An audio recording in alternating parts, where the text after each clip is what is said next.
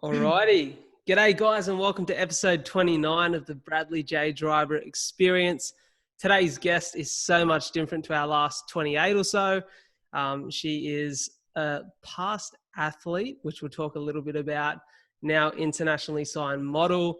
She's gone from Wollongong. She's now currently in London and she's graced the catwalk, the covers. She's pretty much done it all at such a young age. So I'm super excited for this chat.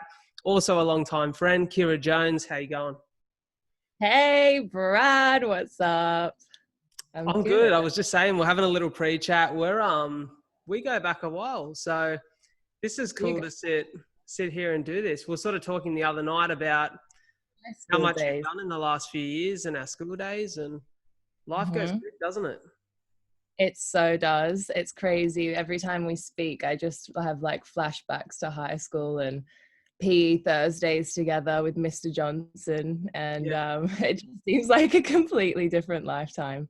But it does, doesn't it? Honestly, like when you think about it, it was what, 6 years ago? 6 or 7 years ago. It's mad, honestly. How old are you now? You're 22? I'm 22, but I'm like cancelling out this year because of COVID, so I'm 23. Pretty much. Fair enough. Well, I'm 24 now, and it's like I was sitting there today because I had a few people ask me how I knew you, and I was like, we went to school together, and I was like, that's literally 7 years ago for me. Like I was a high school dropout at the end of year 10, so to think that far back is scary. I know, it is scary because you were the year above me. Yeah. So it's crazy, but I can remember most of what's happened for you happening as it did. See, I'm not, honestly, I actually can't. I feel like I've just blinked and all of a sudden I'm in London and I'm just doing what I do. Like I can't, I think back and I see pictures and I see videos, and you know, obviously with my career, there's a picture for every moment in my life pretty much. So I look back and I'm just kind of like, I don't remember it, or I can't, not that I can't remember it, but I just can't. It's skipped so fast for me, honestly. Like I guess when you're in it, it's hard to keep track of exactly how you got there and how it happened. Yeah.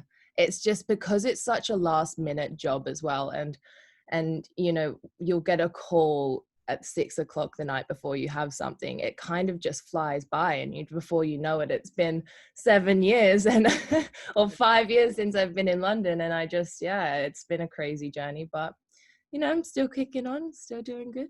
You're doing amazing, which is great. It's great to see, because anytime you see anyone doing well, but especially when it's a friend and someone that you go way back with, it's always nice to see them have success, because that's what we're all chasing. You know what I mean? So, hey, let's talk early days. So you were back at school, you said PE. I'd like to call myself an athlete, but that's me being on my high horse. I was just a competitive human who was average at most sports. But you were actually an athlete. So talk to us about your old competitive. Yeah, I was an athlete ever since I played netball, ever since the age of 4. So it's kind of all I knew. And all I ever wanted to do was play for Australia when I grew up. And that's kind of like where I always had my goals. I never saw anything else. You know, like I started when I was 4. That's just what I did. It's what my parents paid for. It's what they pushed me for. It was just always my dream. And I started playing seriously probably when I was 12 or 13. That's when I started to take it a lot more serious. I started to, you know, work out in the gym and eat proper foods and not just eat pizza every night, and you know, train hard. And then I started getting into representative teams, and then I, you know, switched around from cities and played from Wollongong, went to Sydney, and then after rep came, you know, state comes, and then I played for Australia probably 2 years in a row after that. So by the age of 16, I'd played 2 years for Australia as well. And I can remember that because I can remember you being like super fit. And I almost remember some things I used to get the shits because you were a little bit better than me at them. Always have a little rivalry in PE, didn't we? And I can actually remember you coming home at one point. I think it was from London, and I would have been maybe 17 because I think I was a PT at the time. and I was working at Snap Fitness, and we had a few training sessions, and I Yeah. just wouldn't even, if you were running or whatever, I was like, I'm not even going to go up there. I'm just going to stick here and do my thing because I don't Yeah, I remember feel I showing was up. with your sister as well. We did a gym session and we went in together. Yeah, I mean, fitness is always, regardless, because I came from a sporting background, it's always been in my nature, which I'm so grateful for, because, some people really struggle to get that motivation to, get up in the morning and do some exercise, or to even enjoy it in the slightest. And I just think, like, I'm so blessed that I had that sporting background, because now for me, moving into modeling especially, it was just a really easy transition to, I changed what I was doing. I wasn't doing weights and all that sort of crazy stuff for netball, but I'm still passionate about sport, and I really have always been like that. So it's a real blessing in disguise, because it's easy for me to wake up in the morning and get into shape when I need to, because I love doing exercise. So that's a Makes good a thing. massive difference. Hey, Yeah. Yeah. absolutely. And obviously there's one thing that I remember like closely chatting to you about it, was that transition from like netball into modeling. And like, that's a Yeah. full change of physique, because you were fit already. Like, you were by no stretch of the imagination not in shape. You were like well in shape, but it was Yeah. a different transformation that you had to undergo of like losing. Still remember you talking about losing like a lot of muscle and really sort of creating that, I guess, that catwalk shape that was Yeah. required for your industry. Yeah, so after my last season of netball, I decided to switch into modeling, because when I got scouted, that's a complete different story in itself, but I got scouted when I was 16 in Wollongong, when I was working in a jewelry shop. And I kind of just had to switch completely, from a sporty, muscly, like completely agile athlete to catwalk ready, I suppose you can call it. But it wasn't like I was pushed to lose, I wasn't pushed to lose weight. I was just kind of told, you either choose, you be an athlete or you be a model. And at that stage I was kind of like, it's what I wanted to do next. Wanted to pursue modeling. So yeah, it was the hardest 12 weeks of my life, and it's crazy thinking back to how I did it. But I pretty much just switched and went from weights and, netball training to just strict cardio, and pretty much cardio and abs every single day, because I didn't really want to lose my abs. That's just kind of, you've got to keep Yeah. something with. You got to keep some form of trophy, right? Yeah, exactly. So, and it's not easy. It wasn't easy at all. I lost 15 kilos in 12 weeks, and it was a lot of muscle. I didn't have any fat to lose, but it was a lot of muscle and a lot of strict dieting, going from eating, a lot of carbs to eating strict protein and veg. And yeah, I mean, slowly, I was a very cranky person for for 12 weeks, but I got there in the end, and my agency was super pleased with me, and I flew straight to Germany and did my first fashion week. Let's talk about that, because I can clearly remember you telling me I'm going to Germany, and at the time that sounded crazy, because from Wollongong, I'd never heard of anyone from the area that internationally signed to go and model overseas, let alone Germany. Germany it didn't make sense. You hear about London a lot, you hear about Paris, but there's obviously this massive world of fashion throughout the whole of Europe. So talk about Germany and how that experience come about.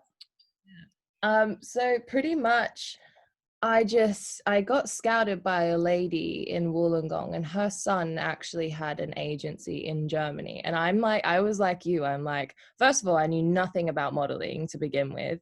And second of all, I didn't think Germany, like, it's just random, right? Like, you hear of New York, you hear of London, you hear Paris, but Germany, I was like, wait, what is going on? But the story behind it is kind of, Germany has a great commercial market for modeling as well. Okay. And I'm blonde hair and blue eyes, so straight away I attract a very, large audience in Germany, because it's just kind of, that's what they love the blonde hair, blue eye look. Yeah. But they also have Berlin Fashion Week, and that's kind of, it's not the largest fashion week, but it's got a lot of designers from obviously within Germany that kind of have their own displays on, and it's like a mini New York Fashion Week type thing. So it was a good one for me to personally jump into, where I didn't have the pressure as much as going straight to New York or going straight to Paris, which I'm so grateful for, because it kind of just set me up to learn my walk, to learn how to even do it in the first place, and not be in such a large, not have such a large audience that was putting that much pressure on me. I still was really, really nervous because it goes on like fashion TV and stuff, like it's crazy, but it wasn't as scary as jumping straight into a big fashion week like a lot of girls do. Talk to me about Fashion Week. So when you're doing something like that, I don't even know what the word for it is. I'm so out of the loop. But When you're modeling, no, it's not even I guess, modeling, when you're walking the shows, I suppose. yeah, okay. So when you're walking the shows in Germany for Fashion Week, I can imagine it's probably evolved a lot from that first Fashion Week to whatever you do now. But are you walking for one particular brand, or are there multiple brands? Are there multiple days? What does that week look like?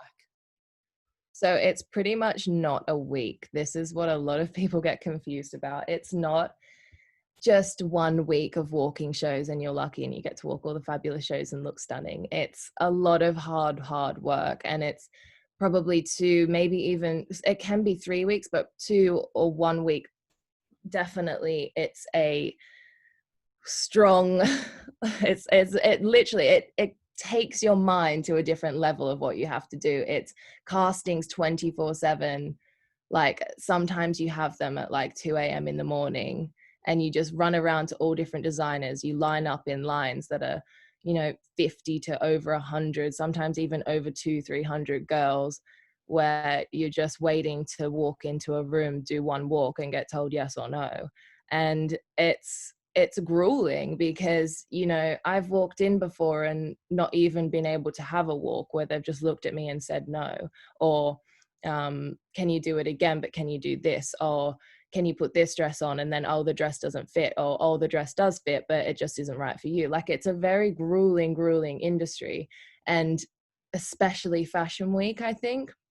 So you do those first few weeks of castings where you're constantly casting, and if you're lucky you'll confirm a show, maybe 2, maybe 3. But in my experience, I confirmed maybe in one season, I probably confirmed 3 or 4 shows, 4 at my best, which is quite a lot. And it's a good start, but it's also, yeah, it's a long period of time to be working before you actually confirm something. So yeah, it just gets a lot in the end, Of course.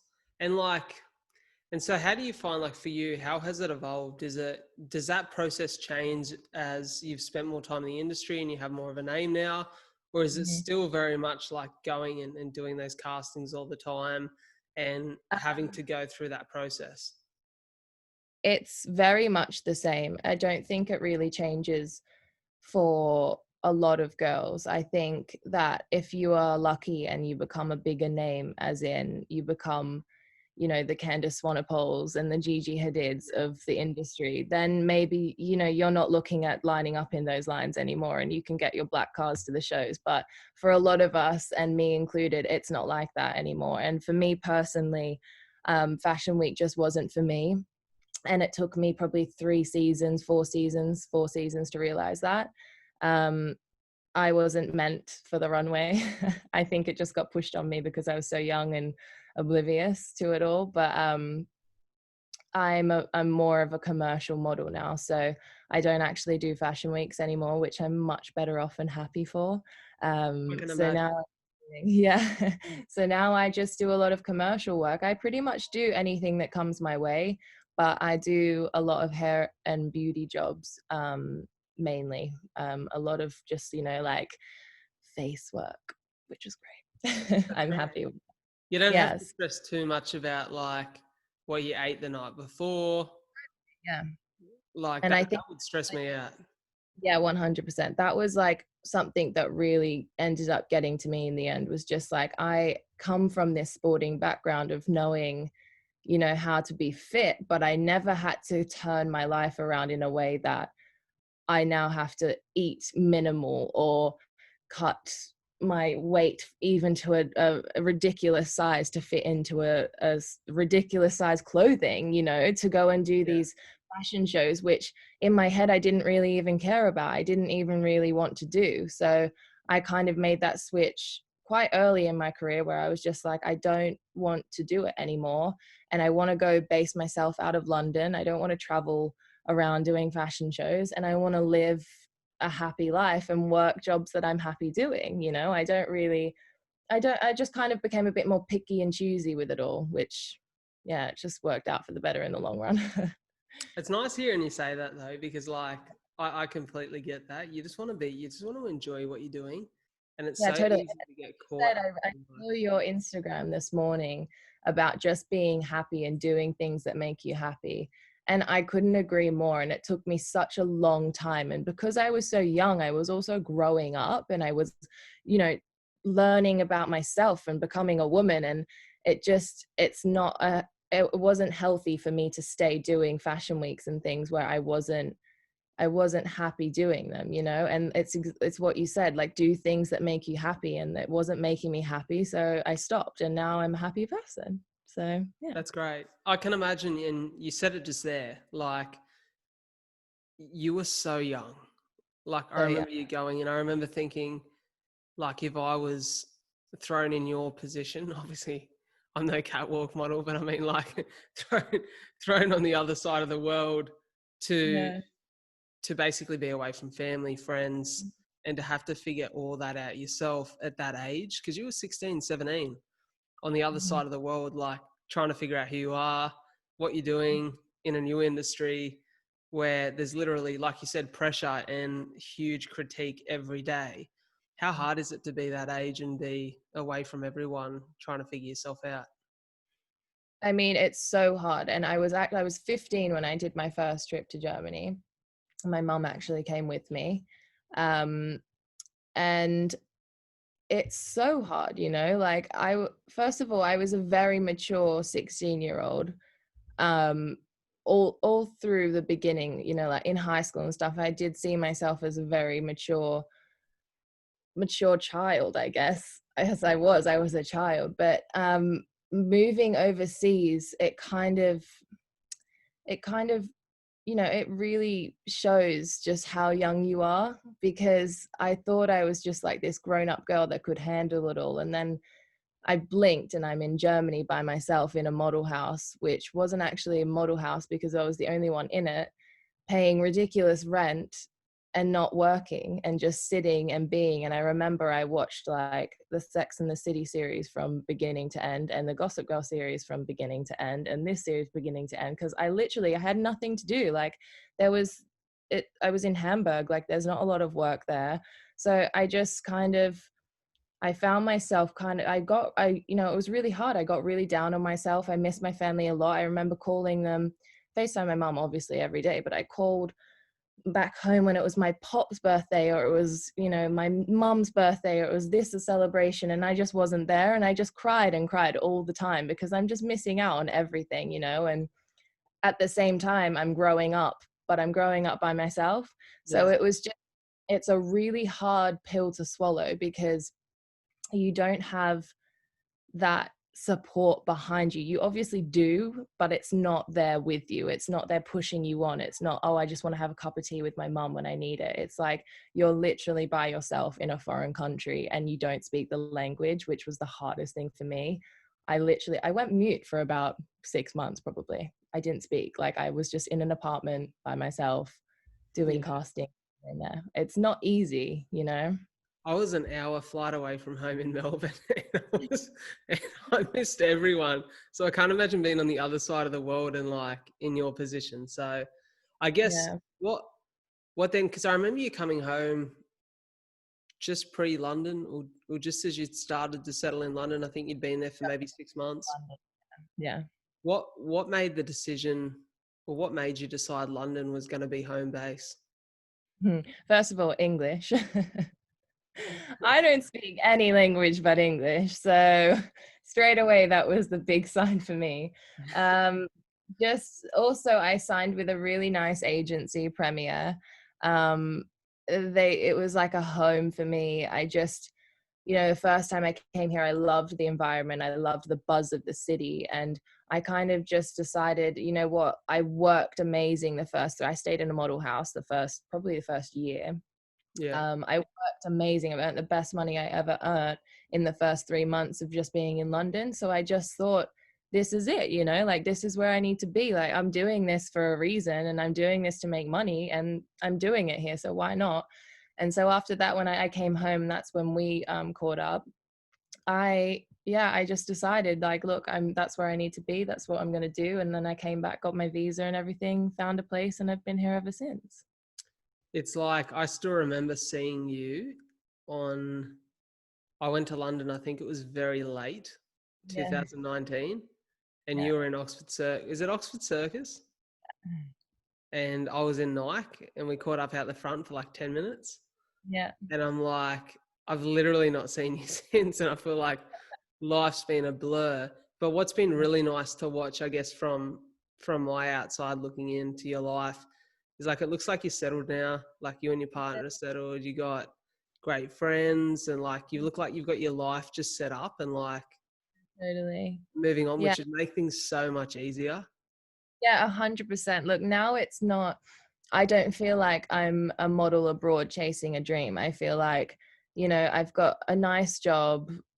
It pays the bills. I'm not trying to be the next Victoria's Secret model anymore. Like, I'm happy with what I have. I've got a lovely partner. I've got a beautiful dog that we just got, and Yes. I've got amazing friends. And what's nice is that you don't it's not that I don't miss home. I miss home and I miss my family so much. But first of all, thank you, FaceTime, because I've called my mum and my dad and my brother and my sister every single day. I speak to them, I get to see their faces, and it makes it a lot easier. And also, having brilliant friends, it's not, I wouldn't be able to do it without them, because they've made I'm a part of their family now. My best friend Danny, her mum, she's like my mum, like her dad is like my dad, and her partner's family is like my family. Like, it's just, you've got to just make your own little cocoon, and then you can, it's lovely. I couldn't ask for a better little group of friends and fam over here. That's awesome. You guys look like two peas in a pod, you and your best mate. Yeah. Like, you do Yeah. everything together. It's great. You know what? And I have a lot to owe to her as well. Like, I've got beautiful friends. Um, we all kind of met at the gym, actually, with my trainer, Peter. And from that, I've created such a lovely group of friends. But I've got a lot to owe to Danny. We are two peas in a pod. She's pulled me out of tough times. She's patted me on the back when I needed it. She's kicked me up the bum when I've needed it. Like, she's kind of just pulled me out of, any lull that I've ever been in, and always just been there. And like I said, she's like my sister, so I think definitely without her, I probably would have come home by now. Is there plans to come home at any time? Obviously, at the moment, life is like, it's very hard to travel anywhere. I was supposed to be in Spain right now, so that Oh, hurts my heart a little bit, but I'm that's like, so imagine it would be even harder because my cousin's in London right now, so it'd be hard to get home. yeah. I mean, I probably would have come home for Christmas, because I like to come home like once a year. Yeah. But it doesn't look like that's going to happen. But I'm kind of grateful for this whole isolation period as well, because it's opened my eyes a lot to my happiness, in a way, if that makes sense. 100% get it, because I've been the same. Yeah, I just think, like, before I was running at 1,000,000 miles an hour, and I was trying to, constantly better myself, and constantly, like, I was just caught up in this whole, world of what's next. And now I'm kind of like, hold on a minute. We've had like 4 months of just having to be inside, just me and Dan. It's been, it's really just calmed me down and chilled me out. And I really feel now that I've kind of, you get those things in your mind of, okay, this is what I need to do next. And it's not a rush, and I can take a step back, and, I don't have to exercise every day. I don't have to go to the gym. I haven't gone to the gym in 4 months, and I'm enjoying my exercise better than ever because I've just been doing workouts outside, like Yeah. it just changed things so much for me. And I feel like it was a blessing in disguise, this whole isolation, because now I'm like, anything could come at me and I'm ready for it because I've just had that break that I really needed mentally and physically. That's so good to hear. Hey, tell me, Mm, you're 22 now. This all started at 15. It even yeah, probably started earlier, right? Because I think you were 14 when things started to happen. yeah, yeah. So looking back on those, let me do the math, 6 years. 7, 6, You 7 can tell we years. both left school before year 12. 6 years. Yeah. What's the highlight been? I know there were definitely shoots you were excited about, Yeah. covers, fashion weeks. What was it? I don't think the highlight of it all would be anything that I've done with work. I've worked for amazing designers. I've done, crazy jobs. I've cried a lot. I've laughed a lot. There's been a lot of ups and downs, but I think probably the thing I'm most proud of is just growing up, growing up and being happy in myself now, if that makes sense. I'm proud of the journey that I've gone on as a woman, if that even makes sense. Like I don't think my proudest moment is my work, because yes, I'm proud of it, and I know that everyone's proud of it and they think it's very glamorous and very, you know, courageous to be able to do it. But I think my proudest thing, I'm so most proud of being who I am today, because I've gone through so much. I've struggled a lot with my anxiety, depression, mainly anxiety. Um, but and it, I think now it's just coming out of the other side of it and seeing, you know, that you're never alone. You've always got people with you. Like, you've got your friends, you've got your family. And I think I'm just most proud of realizing that, and realizing that I'm more than my job. I'm more than, like the pretty face in the picture. That's, I'm a strong woman, and it's taken me a long, long time to realize that. That could even be the heading for this whole thing. But it's so true, right? Because it's an industry that is literally people build their perception of Yeah. modeling or models off the back of Mhm. one shot or one image or one moment or a number Yeah. of moments in time, which are literally still frames of Yeah. 24 hours of a day where they're living a life that not many people see. And I can imagine it's the type of industry that really subjects you to a lot of ups and downs. Completely. And I was just saying this to my partner Dan the other day. I was saying, I look back in my camera roll, like I look back to 4 years ago, 5 years ago, and I see pictures where, my mum will screenshot and send to me and be like, oh my God, I love this picture. This is so beautiful. Like, this is my favorite one yet. And all I see is like what was happening in that moment. I don't see obviously I'm grateful, and I've had amazing jobs and amazing days and weeks of work. I'm not saying that, it's been like the worst job in the world. It's not like that at all. I'm so grateful for what I've done. But I just think, like, it's so much more than anyone can really understand unless you're in it. And especially being the girl from Wollongong that's come to London, and now all my friends and fam back home think that I'm just like this huge superstar modeling overseas, but it's a lot more behind the scenes that people won't understand and couldn't understand. Like, I look back at those pictures and I see the pain behind the picture, and I see, like, I was lonely. I was by myself for 2 weeks. I was I had to not eat properly for that shoot, or I was really sick, but I had to push through. There's loads of things behind the scenes that my memories are a bit tainted by. Of course, But of course. yeah. So for you, like, you're in this position now where it sounds like you're really happy with the day-to-day life or the week-to-week life that you get to live. is there anything that, not even in this industry, but like outside of that, because we're still so young, like I forget that sometimes. I I'm know. 24 and I feel like I've got the rest of my life ahead of me when I actually sit down and think about it. Is there Mm. anything for you that you are sort of looking at and thinking, I'd like to have a crack at that, or I'd like to achieve it in the next couple of years? Yeah, totally. You know, there's been a lot of things that have swayed my vision along the way. Like, do I want to do this? Do I want to do something else? And, you know, for me, I wouldn't change anything that's happened. I wouldn't change my career. I love it at the end of the day. I think it's such a great career if you can hack it, you know? And it's been in a crazy journey and I'm very, very grateful. But I also think there comes a time and place, right? Like I'm 22, I've done it for 6 years now. So what comes next? You know, like we said before, I've left school at year 10. So it's not like I've gone on and gotten a degree in something. I've kind of just jumped into this crazy life. And now I'm like, oh, wait a minute, what comes next? So now I'm at the point where I'm like, you know, modeling's a blessing in a way that you can do it and also still study. You can do it and get a job if you needed to, if you're not that busy, you know? So Yeah. at the moment, Corona, it's not like it's crazy busy at all. It went dead. Like fashion isn't a necessity. So there's hardly any work for us models. So yeah, during isolation, I've been studying media. I know that's like cringe, but I've been studying all sorts of media, public relations.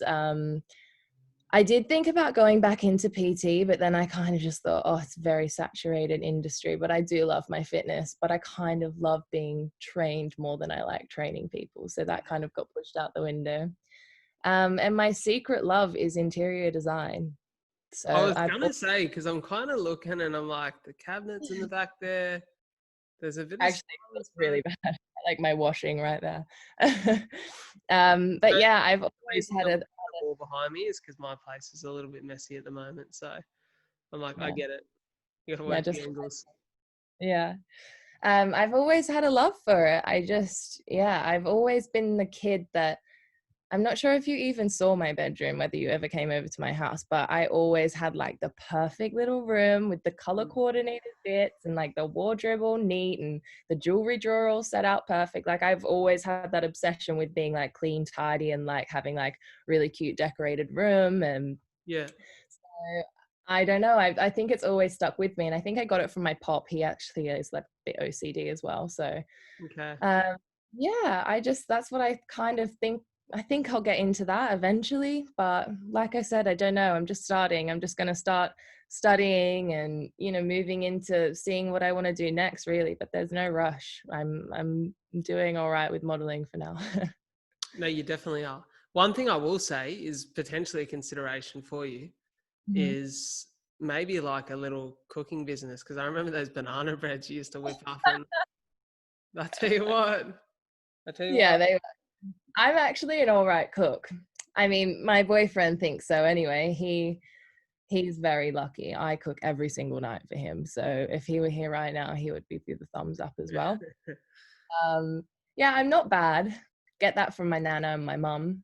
Not bad at cooking, but wouldn't be my next career choice. Okay, not no screw choice.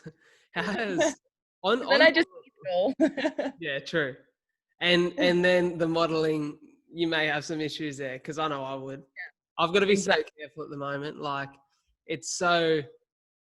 I've always enjoyed eating a lot of food, We know, Brad. and I'm like, I think that's why I have to train so much to like. Yeah, So I'm like, I'd prefer to train 3 hours and eat the house down. So I I'm don't know. actually There were treats all the time. So yeah, I'm actually the complete like I'm same as you. yeah, Honestly, I'd rather just train and then eat whatever I want, you know, within reason. yeah, And then, then you don't feel bad. What's the point of that's like it. not Training's enjoying? fun, food's great. It's the perfect balance. Agree. Hey, tell me, like, so you sort of said it there. It's, I guess the industry as a whole has changed because of social media, right? So Yeah, even like social was obviously present when you got into it at a young age, but I think even more so now, the yeah, power of totally. having followers and actually being able to interact with people over, Yeah. especially Instagram, is huge. What do you think? Do you see more opportunities through social now? And do you see the industry changing in the direction of which models are scouted or find themselves into the industry? Because it seems like there's a lot more influencers that become, I guess, I'll paraphrase the word models, because I think a lot of it is based around obviously brand power and the ability to sell a product. Yeah. But what are your thoughts from the inside? I agree. I think that it's changed completely, and I feel like it's happened in a way that we didn't expect. Like, Instagram was always there, and I remember in high school getting it and it being like this cool thing where you post pictures, but I don't feel like it never became a part of my world until probably 4 years ago, when it just all of a sudden, it was the next thing. And it's now come to a point where at castings you'll get asked how many followers you have, so it's not even something that you can do to promote yourself better, or you know clients can go on and have a look at your profile. It's now something that potentially can book you a job over another girl.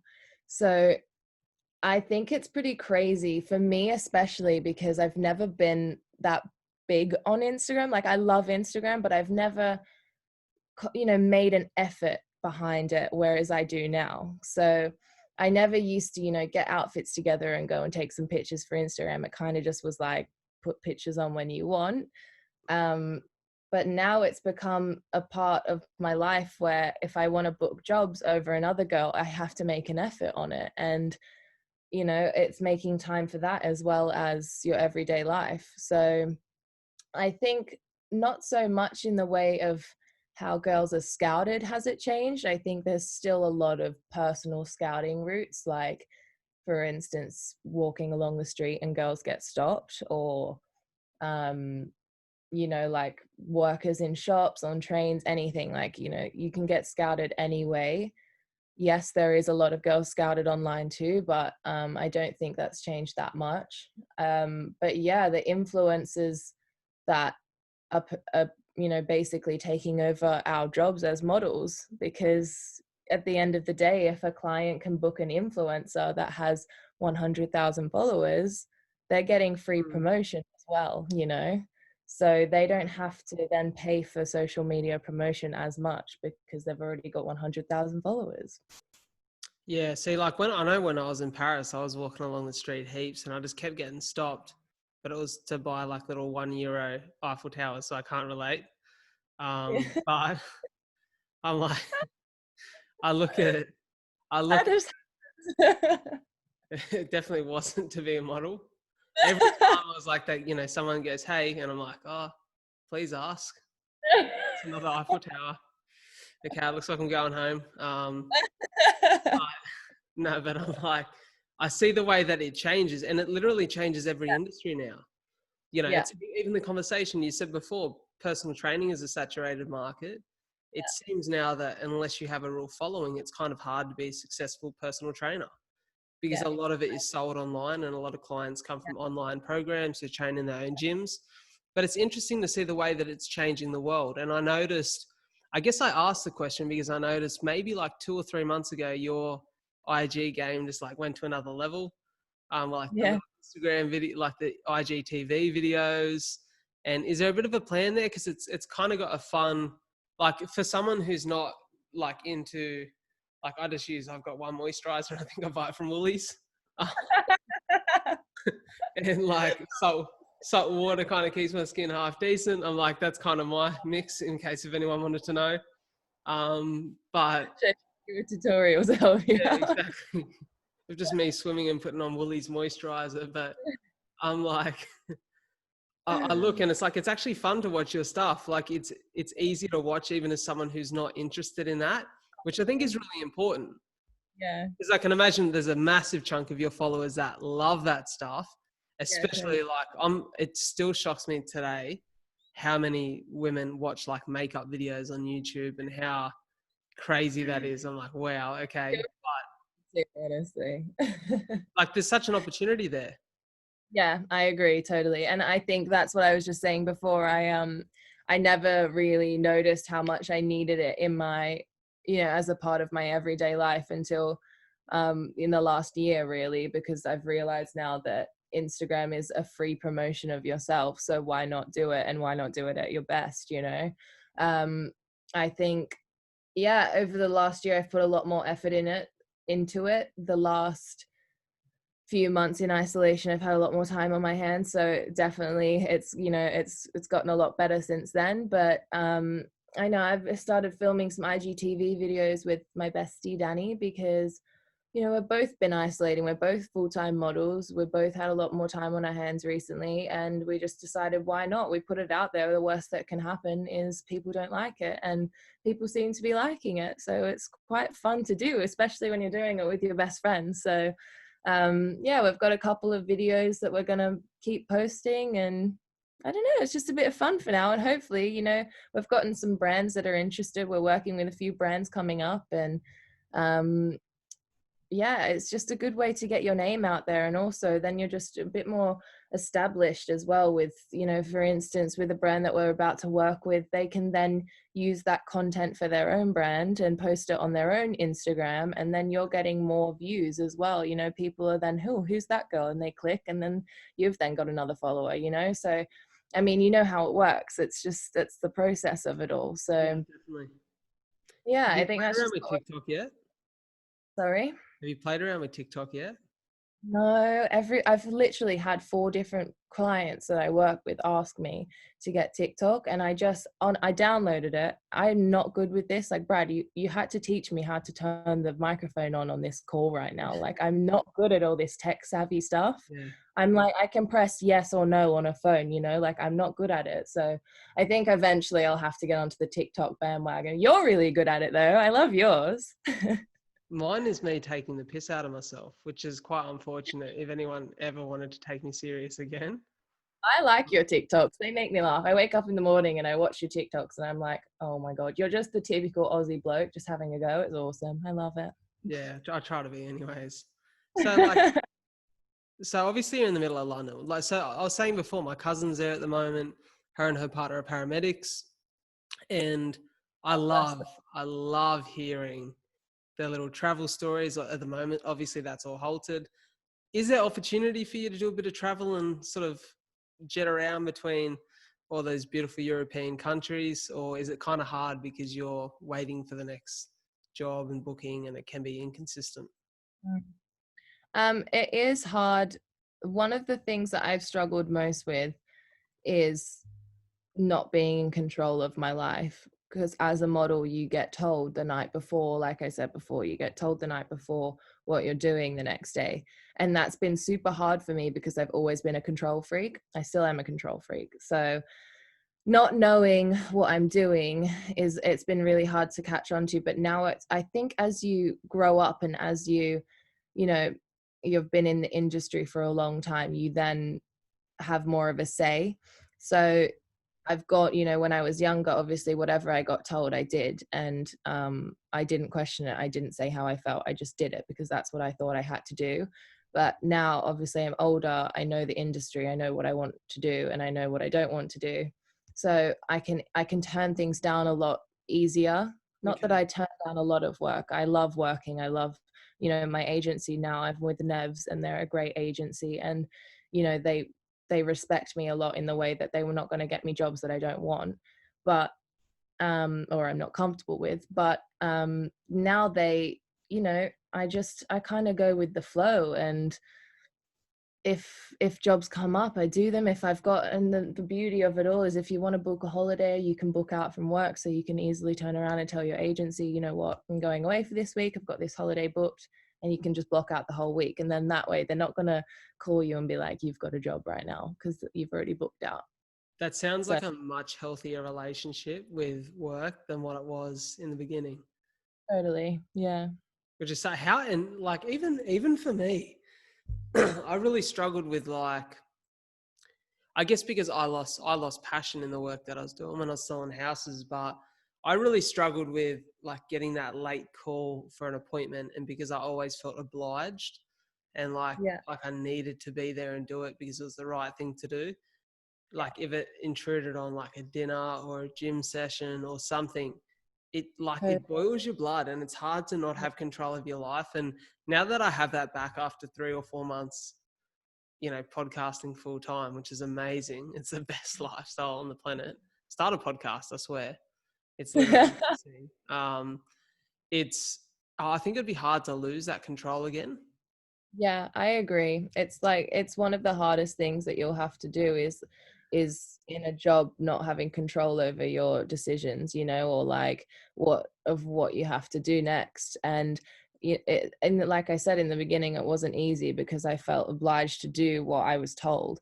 But now I'm in a position where I can easily call my bookers and be happy and say to them, look, I'm comfortable enough to turn around and say no, or I actually had this planned on this day. Or you've just kind of got to have that relationship with your agency. I think is the most important thing, because having that relationship, you can easily turn around and tell them what you're doing. Whereas if in the past I haven't had the best relationships to be able to turn around and say, I don't want to do this, or like, I actually had plans, I kind of just went, oh, okay, yep, I'm there, yep, okay, yep. Like, it's not happy. You're not happy doing that. It kind of ruins the whole experience for you too, because you're rocking up to a job with like a frazzled mind, like, oh, I just rolled out of bed, or like I wasn't ready, So I think now it's all about having that healthy relationship with your agency, that you can turn around and tell them how it is, and they're like on your side, they're going for you, Definitely. Hey, I've got 2 questions, because I feel like we could sit here and probably chat for hours, but that would be us catching up. And I'm like, I want to kind of keep it relevant for the listeners. But I've got 2 questions to hit you with before we finish. The first question, is it still, like, this many years in, is it still a novelty that you're Australian? Yeah. Yeah. And A lot of people think I'm American. They don't really know what I am. I'm like a mix between Australian and American to them, I think. okay. But yeah, I think being Australian's a huge bonus over here as well. People love the Aussies, and like every single job I go on, honestly, they go, you got shrimps on the barbie, and I'm like, we don't even call them shrimps, no. Like, exactly. it's prawns, and we don't even put them on the barbie that often. We have sausages. So, but yeah, I think a lot of people love Aussie, so it's still That's great to hear. I love it. And then last question for you is, I guess, like you said, you've done the fashion weeks, you've done plenty of different things where you've met huge amounts of people, and obviously people from all different walks of life. Who's been like the starstruck moment where you've gone, am I literally in the same room as this person? I don't even know if I should say it on a podcast. I've met Leonardo. That was pretty crazy. Leo, he's my okay, so that's mental, because I've met Leonardo. he's, for me, like, if someone said, if you could have 3 people from anywhere in the world or any walk of life to come over for dinner and have a yarn to, I'm 100% saying Leo.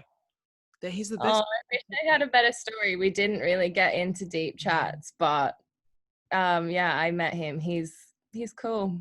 Honestly, it's like a normal person.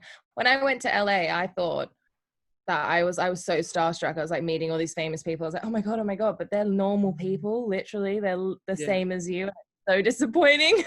I just wanted to be like, Jack, never let go, Jack. But didn't get the joke, He's literally the greatest actor on the planet. He is. He's brilliant. He's really brilliant. No. Oh, that's actually cool. I was kind of expecting someone half decent, and then you hit me with Leo, and I'm like, fuck, I don't even know what to say.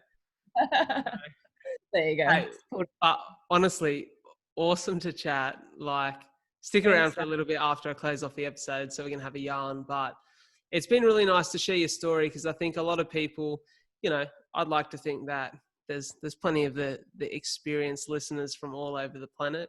I can see the analytics. There's a few of you in New Zealand, the US, the UK, which is really cool to see.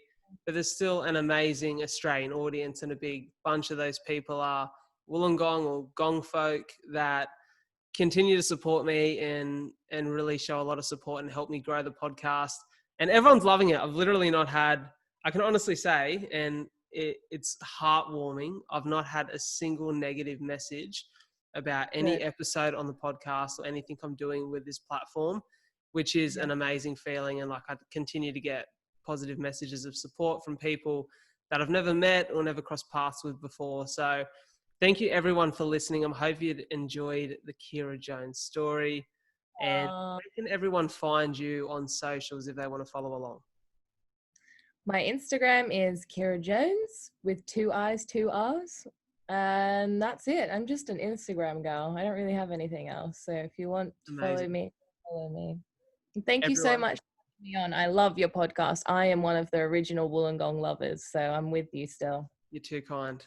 You're too kind. Hey, give it a 5-star rating, subscribe, share it around. Big love. Thanks for listening.